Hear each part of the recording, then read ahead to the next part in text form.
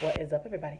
Jayna here with my UFC 244 recap video. And yes, I know I'm like a day late, but I'm working these 6 day weeks right now. And I just got to watch the event last night. And boy, the dance I had to do to avoid getting this event ruined from me. I had to avoid the internet, texts, calls, conversations. It was horrible. But I didn't get it ruined for me, so I got to see this for myself last night. Let's go ahead and talk about it. I got 3 out of 5 picks, so over 500. Let's go ahead and get into it. First, if I picked Kevin Lee to beat Gregor Gillespie, and boy, did he. This was the ones that I was seriously thinking about reneging on. I'm glad that I did not. This ended in the first round, and like the first minute or so, they're feeling each other out. They're going back and forth. They're kind of both coming out, trying to prove that they're ready for that next step. And Kevin lands a combination. Well, no, excuse me. Kevin lands a kick to the face. It was a left kick to the face that knocked Gregor all the way out. Sleep. He fell straight back, bounced off the fence, and then slid.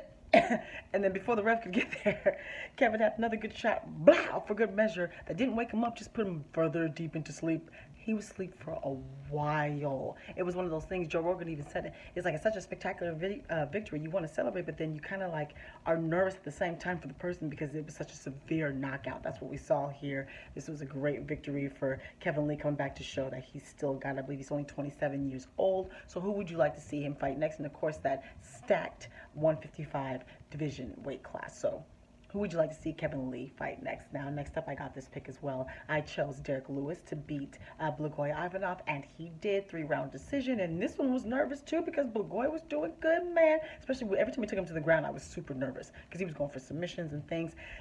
Derek was taking his time, kind of getting out of there, but he was, controlling his breathing. He stayed calm, but every time he took him down, I got nervous. Every time he got his hands on him, I got nervous. Derek was winning in space, even though Blagoy did land some shots himself, but Derek was definitely winning in space.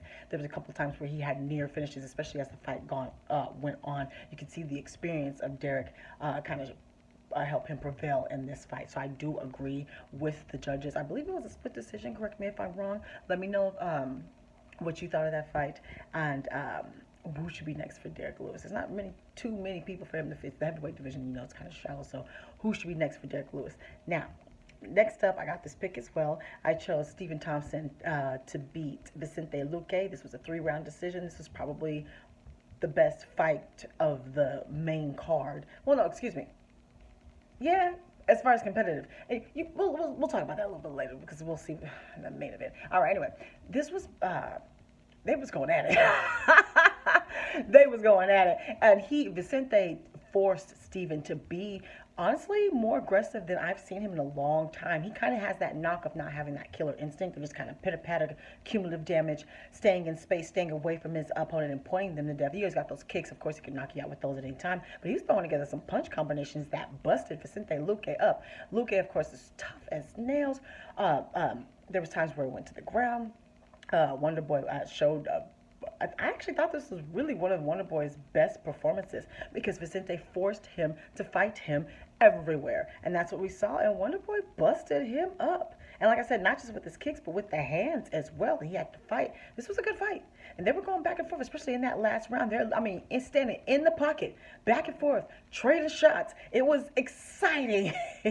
Going back and forth across the ring, just trading. Like I said, this was active. Way more active than we're used to seeing from a Wonder Boy fight. So yeah, Vicente Luque brought that out of him. So it was a great performance from both of them. But of course, the Wonder Boy got the win. I totally agree. And who do you think should be next for Stephen Thompson? Now, the co-main event, and I did not get this pick. I chose Kevin Gastelum to beat Darren Till. He did not, and I'm not even going to lie to you guys. I watched it twice, and I found myself doing other things both times. I had a hard time paying attention.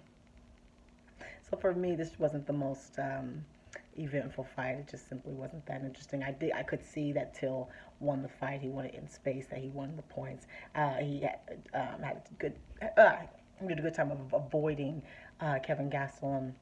Kevin tried to get his hands on him a few times, but again, I was doing other things. I'm not even gonna lie, you guys. Like, that interesting.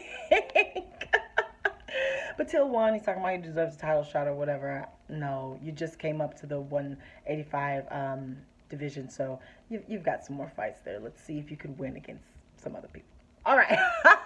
And what do you think about the controversy of Kevin Gastelum to make the weight? He like leaned his elbow onto his coach. Go look at it. Like as Dana White says, the wrestlers they know all the tricks. It really is true. They know all the tricks to let go. And what do you think about Kevin Gastelum? Possibly they are looking into it, being I guess not making weight. Right, right. So you let me know what you thought about that. Now, main event, and I got this pick wrong, and I'm okay with that. I chose Nate Diaz to beat Jorge Masvidal, and he did not. Jorge won. He was beating him up, but all right, let's get into it. So the first 3 rounds all went the same way. Nate was trying to hold the center of the octagon, trying to push the pace, trying to hold the center, but Jorge clearly was more powerful than him, and so he was able to be first and to beat Nate Diaz back. You can't hold the center of the octagon if you're constantly on the defense, and that's what Jorge had him constantly on the defense, throwing together nice combinations. He had him bleeding from the first round, cut him up, I believe, in between the first and second round because the cut man was doing a good job. Cut underneath the eye and cut over the eye. And in between the rounds, he would come back out and it wasn't bleeding for a while. And like I said, the cut man was doing a good job. Anyway, so Jorge was winning this fight.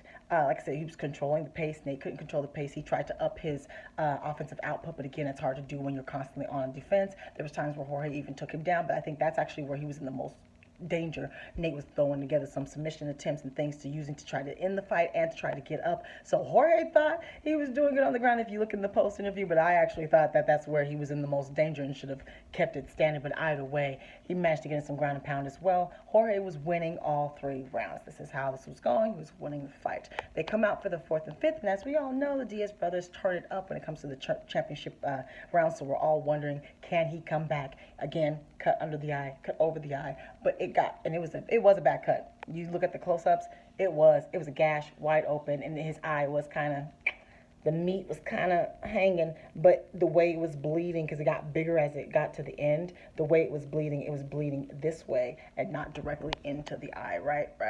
And this is New York. They are new to legalized MMA. They are, I don't want to say they're sensitive, but they're not used to seeing certain things. Their doctors and things aren't as familiar with the fighters. That's the biggest one, I think, right there. And so in between the 3rd and 4th round, the doc called the fight due to the cut. And you let me know what you think.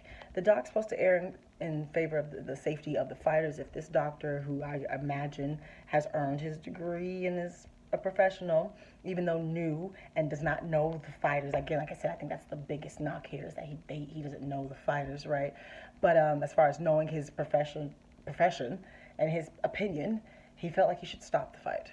So it's kind of hard to go against a doctor. You know what I'm saying?